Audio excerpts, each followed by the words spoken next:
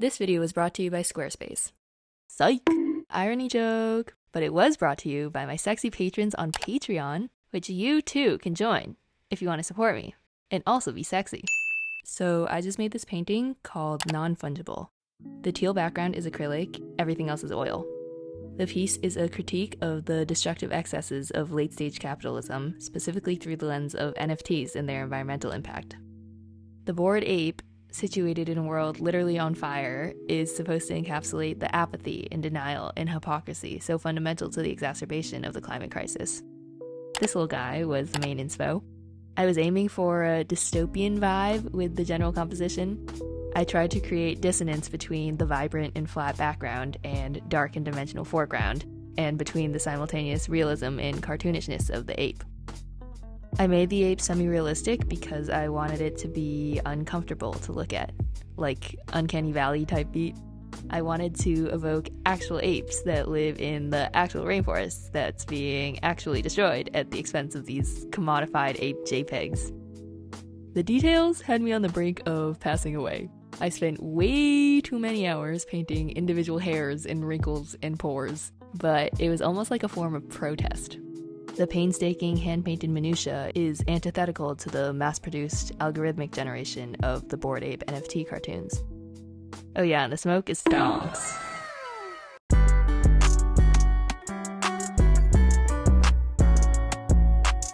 The word fungible means interchangeable, replaceable, non-unique.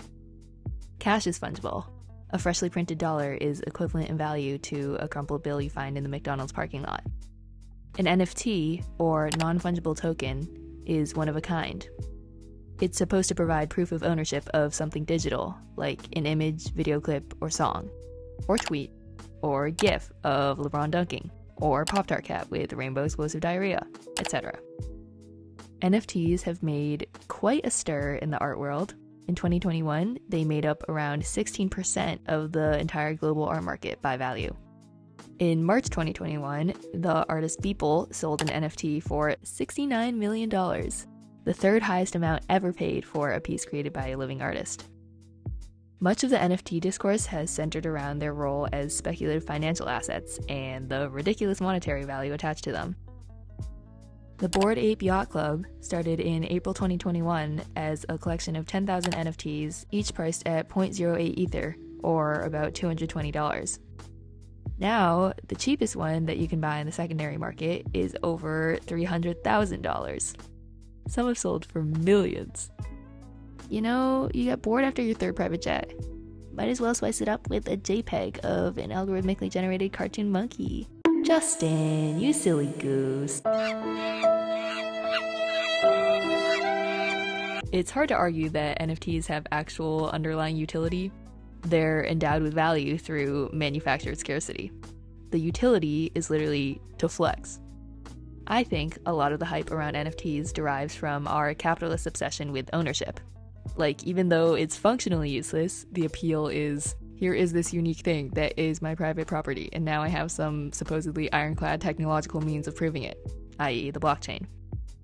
Yeah, you can screenshot my cartoon monkey all day, but you'll never have the receipt for the OG cartoon monkey JPEG file that's really just a link that points to the metadata because the image itself is too large to actually store on the blockchain. Bitch! NFTs maybe, might, perhaps, possibly have some actual real-world use cases or benefits, like providing more visibility to digital artists, documenting ownership and authenticity, minimizing fraud, and allowing artists to get some royalty money from resales. But I personally believe, crypto bros, please don't come for me, that NFTs are just another overhyped Ponzi-like asset or some kind of cult worship object for the acolytes of Mark Cuban and Gary Vee. I think the allure is also about identity and community and the promise of redemption. Crypto is marketed to those disaffected from the traditional financial system, who view the Federal Reserve, banks, and centralized exchanges as the big bad final bosses. And these people often have very fair grievances. I mean, I'm no bank fan. But the genius of capitalism is that it evades reform or overthrow by conjuring the illusion of liberation from capitalism through newfangled capitalist products. It's the same Pokemon, just evolved.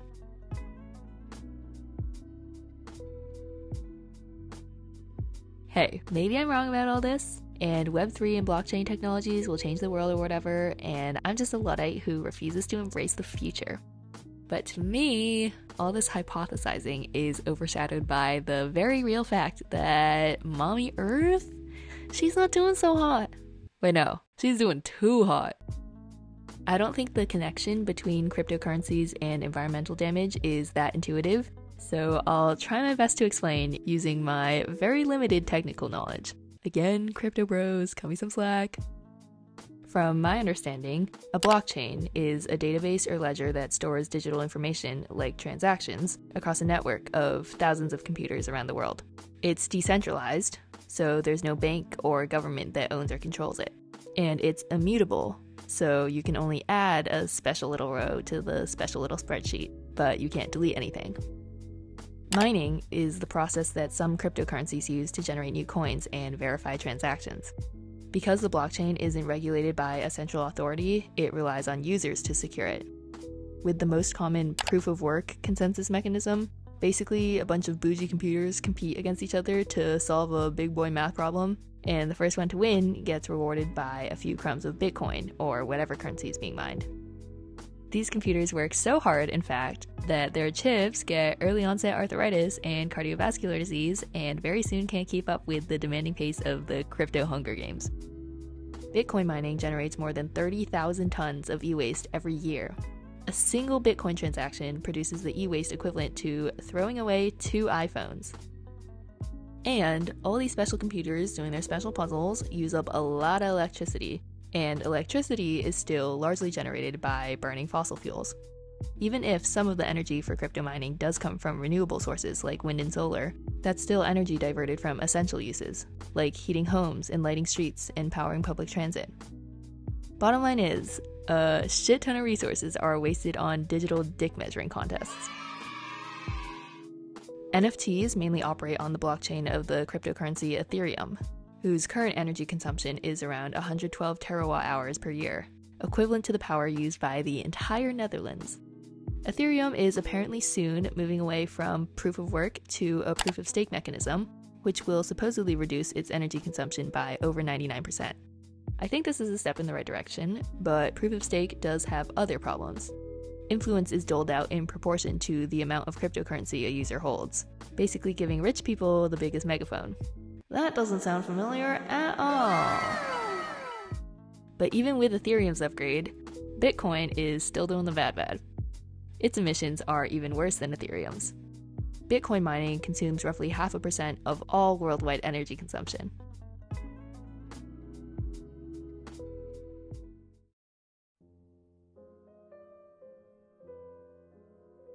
We often treat the planet like it's fungible.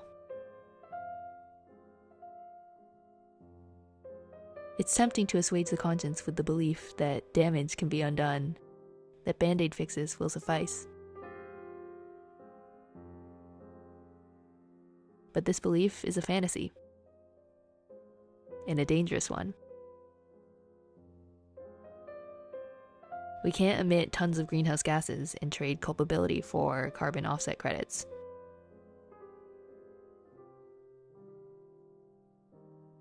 We can't cut down an old-growth forest and expect the same biodiversity in carbon sequestration and ecosystem revival by simply planting new trees.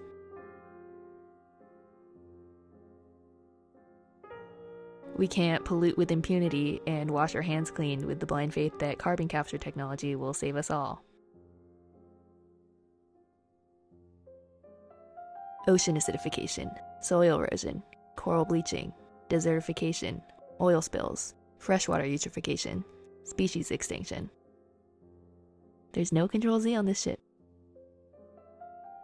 Capitalism continues to innovate creative ways to destroy the earth. There are more important things that are non-fungible than tokens.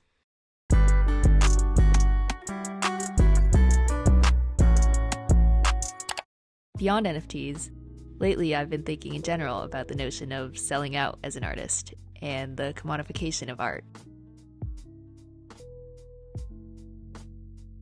The founders of the Bored Ape Yacht Club were actually artists. When they first met, they bonded over their shared passion for literature. They were both aspiring writers, penning short stories and poems in their spare time. But the siren call of the cryptoverse was too powerful to resist. Funny how the Bored Ape origin story is itself a tale of selling out.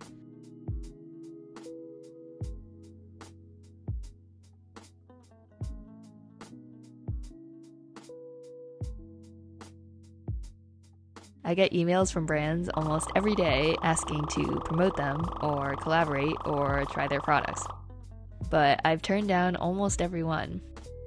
Ironically, once I got an invitation to turn my art into NFTs, to which I said, no. The idea of brand deals still makes me uncomfy because I think I'm clinging on to some idealistic notion of artistic purity that I don't want to taint with the stench of corporate America. I want to express myself, not be the mouthpiece for someone else's expression. But I have no judgment whatsoever for any creator who does work with sponsors, because there are bills to pay and groceries to buy, and that's just life. My perspective definitely comes from a place of relative privilege and security. I'm not trying to be some moral purist on her high horse. I mean, if Squarespace really does come knocking at my door... On the real though, I actually do love Squarespace. I've been using it for my website for almost 2 years. Sponsor me, Squarespace, please, Squarespace. The question I get a lot from brands, which I despise with my entire being, is, what are your rates? Bruh, I already have no sense of self-worth, and now you're asking me to quantify it? I know it's not that deep, but low-key, it feels like some kind of metaphysical transgression. You're being asked to flatten the infinite fluidity and expansiveness of artistic expression into a single monetary metric.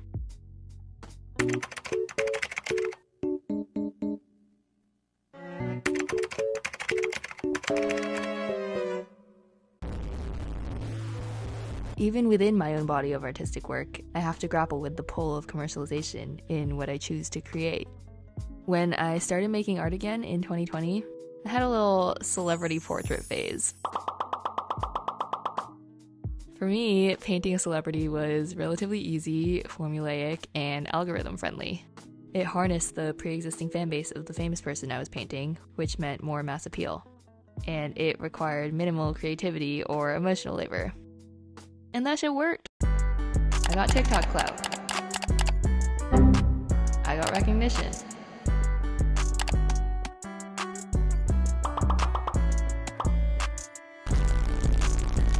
I sold a lot of paintings and a lot of prints. I feel like in theory, we want artists to make work that's original and authentic. But in practice, we often reward them for derivatives. In the age of social media, following trends is how you get the bag. There's a 10th muse, and her name is analytics. Painting celebrities always felt kinda icky. No shade to any artist out there who does celebrity portraits. I'm not here to pass judgment, I'm just sharing my own experience. For me, it felt icky because I knew it was disingenuous. I was using it deliberately as a marketing tool, as a means to an end. But it did do so much for me. I learned how to navigate the social media landscape. I gained some financial independence and opened a retirement account and applied for a credit card the day I turned 18. I figured out how to communicate with customers and manage finances and use the United States Postal Service. And most importantly, I found community. Without this period of what I would consider quasi-selling out, I wouldn't have the platform I do today. I wouldn't have all of you to share my thoughts and stories and visions with. So I guess my era of less genuine art was a crucial phase in the process of developing a niche and finding my artistic voice. The art I'm making now is definitely a lot more labor-intensive, physically, mentally, and emotionally, but it feels more fulfilling and more true. However, the financial trade-off is real. So far this year, I've sold 9 original paintings. In 2021, I sold 47. I mean, it makes sense. The art I used to make was a lot more hang in your house-able.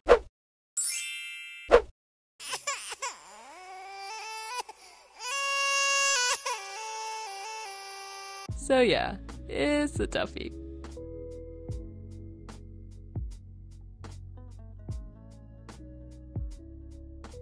Part of what makes being an artist as a profession attractive to me is the possibility of liberation from the capitalist work structure. The potential to evade the 9-to-5 slog, the frigid impersonal bureaucracies, the predatory hierarchies. The extent to which the artist has to exploit other people and the environment in order to be sustained is minimal, hypothetically. The truth is, there is no escaping completely. I still have to consume, to market, to sell, to rely on unethical products.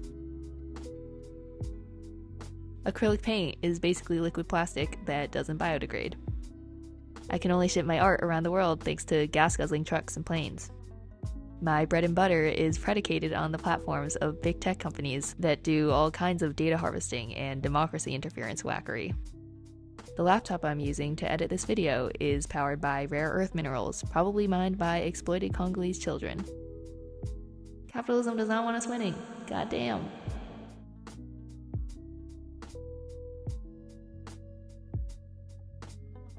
Aside from the material aspects, the nature of the work itself often remains trapped in familiar patterns. Without structured hours, I actually find it easier to overwork myself. Sometimes, part of me yearns for the 9-to-5. Even though I have no bourgeois overlord telling me what to do, I've internalized productivity culture and the Protestant work ethic so deeply that I've become my own bourgeois overlord. This summer, I've been painting or writing or editing for 10 to 12 hours, sometimes more, almost every day, including weekends. Work bleeds into life and vice versa. The specter of burnout looms constantly.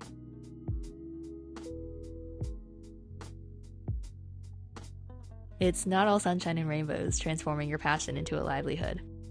When you intensify and systematize a hobby, when you take something that used to be just for yourself and fling it out there for the world to scrutinize, it's so easy to fall out of love. It's hard to grapple with the expectations of audiences and the demands for constant output and the pressure to create something worthwhile, and yet still find joy. It's a balancing act that I'm learning to navigate every day.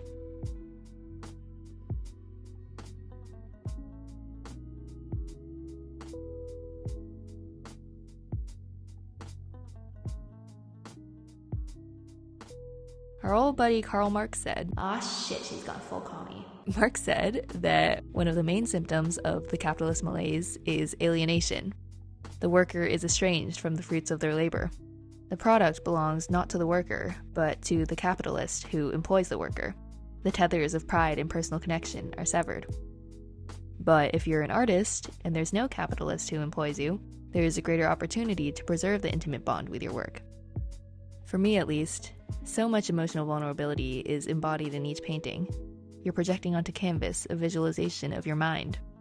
Each brushstroke is a record of your body's movement, a choreography of your own making. My art feels like an extension of myself, but once I put it out there, it no longer fully belongs to me. To someone else, it might be a mere object. A guy once bought one of my paintings, and then a couple months later, asked me how much I thought he should resell it for. One of my biggest customers, let's call him Joe, has bought a bunch of my art. I met him on Zoom one time, and he's a very nice guy. Definitely a finance bro, though. He got rich off Tesla stonks, and told me to my face that he viewed my paintings as an investment. He also told me that they might just sit in a closet somewhere. And for one of them, he was like, "It's not a very great painting, but I guess it's a drop in the bucket."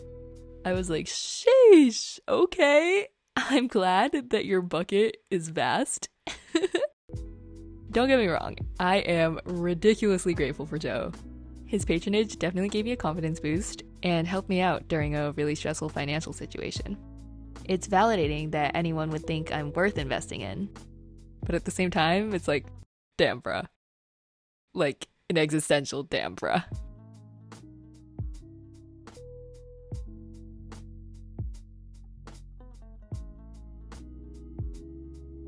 You know how I said that once I put my art out there, it no longer really belongs to me? Yeah, I meant that shit. So I think Mr. Joe is perhaps of the libertarian flavor. One of the things I appreciate about this guy is that he's very aware that I lean quite differently from him, ideologically speaking, but he respects it. Anyway, Joe decided to give one of the paintings he bought from me as a gift to the man, the myth, the legend, the one and only Dr. Jordan P. Peterson.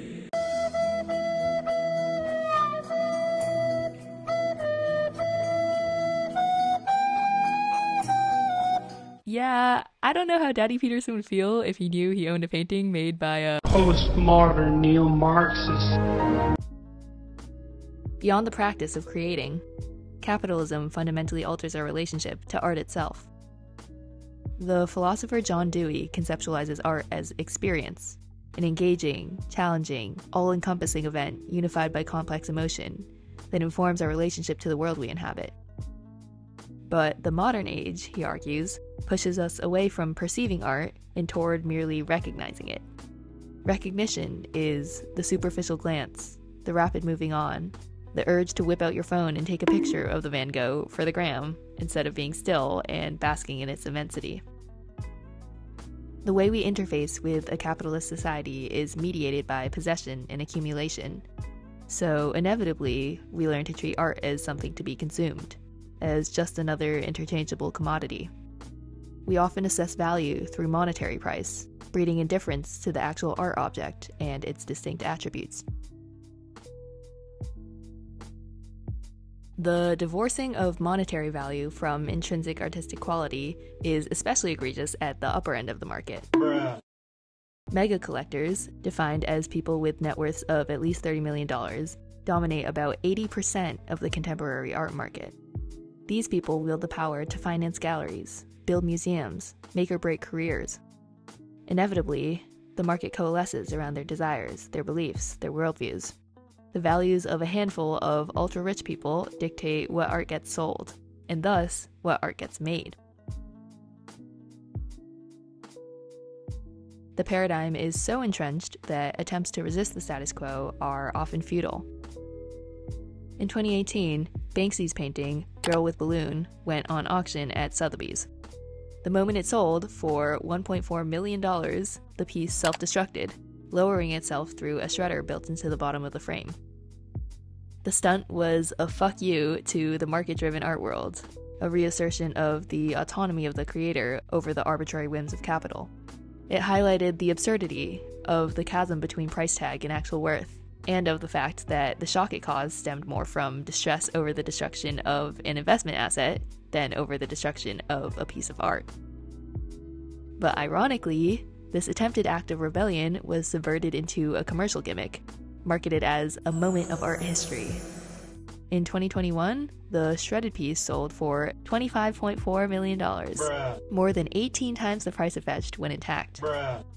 Capitalism, be so good at capitalism, that bitch make anti-capitalism capitalistic. Bruh.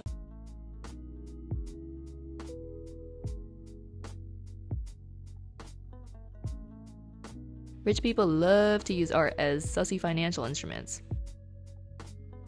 In the US, donating a piece of art to a nonprofit museum gets you a tax write-off. Say you're a rich person and you buy a painting for $1 million. You let it sit and appreciate for a few years, get it appraised for $10 million, donate it to a museum, and then you get to not pay taxes on $10 million of your income. Since it's largely treated as an investment commodity, most art that's sold doesn't hang in houses, but rather sits boxed up in free ports, special tax-exempt warehouses that operate outside national jurisdictions.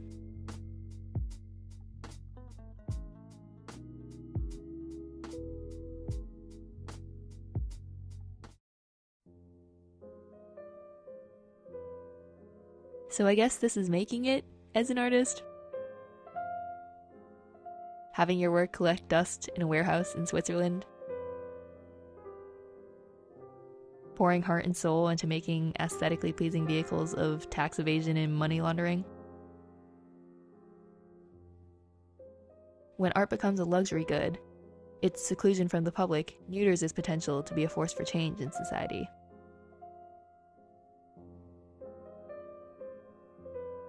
Is this the dream we're chasing? Is the pot of gold at the end of the rainbow blood money? Going back to how art no longer belongs solely to the creator once it's released into the world, there is a chance that it might end up in the hands of a misogynistic, transphobic pseudo-intellectual. Postmodern neo-Marxist. But there's also a chance it might end up somewhere beautiful. When I was 16, I painted a still life that I thought was mundane and kind of fugly, to be honest. I listed it on my website just for shits and gigs, thinking it would never actually sell. But about a year ago, I received an email from a woman who told me that the painting spoke to her.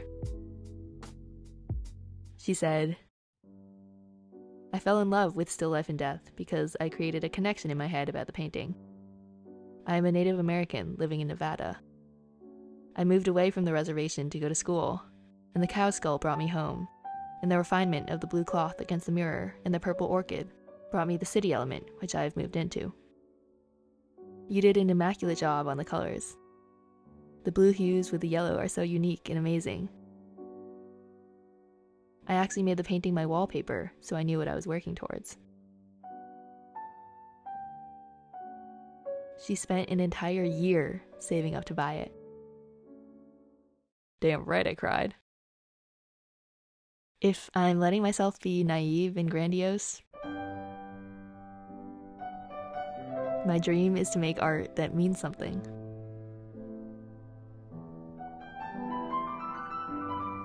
I want to make art that moves people, that makes them pause and reflect on themselves and the world. I want to gain fluency in a language beyond words, to articulate the ineffable. I want to convey emotions, deliver reckonings, invite revelations.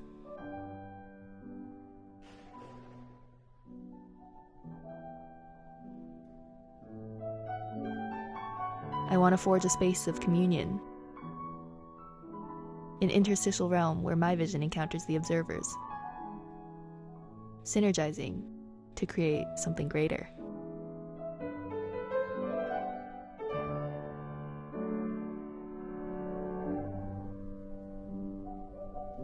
Is this even possible?